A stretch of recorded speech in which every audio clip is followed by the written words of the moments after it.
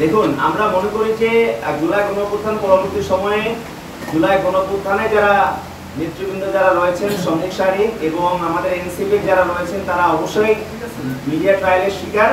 এবং আমরা মনে করি যে মিডিয়াকে ব্যবহার করে আমাদের গ্রহণযোগ্যতাকে নষ্ট করার জন্য অনেক অপশক্তি তারা বর্তমানে কাজ করছে। আমরা উদারত আহ্বান জানাবো দেশবাসীকে, তারা যেন এই ব্যাপারে অবশ্যই যেন সতর্কতামূলক অবস্থানের জন্য তারা থাকে।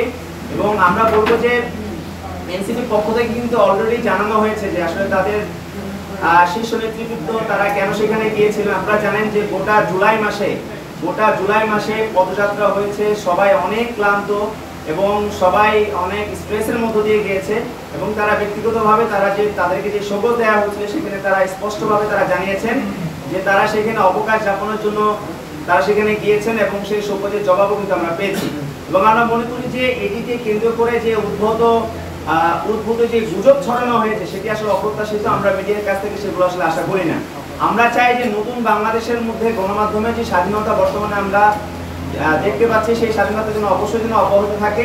সত্যনিষ্ঠ সংবাদ প্রচারের একটা আস্থার জায়গা যেন হয়ে ওঠে গণমাধ্যম।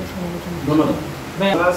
জুলাই গণঅভ্যুত্থানে যে ঘোষণাপত্র বার করা হয়েছে সেখানে আমাদের পার্টির পক্ষ থেকে আমাদের যারা প্রতিনিধি তারা সেখানে উপস্থিত ছিলেন এবং আমাদের যারা কক্সবাজার যারা গিয়েছেন তারা সেখানে তাদের ব্যক্তিগত অবকাশ যাপনের জন্য তারা গিয়েছিলেন। আপনারা জানেন যে দীর্ঘ একটা মাস গোটা 56,000 বর্গমাইলে আমাদের যারা নেতৃবৃন্দ যারা রয়েছেন তারা সেখানে সফর করেছেন।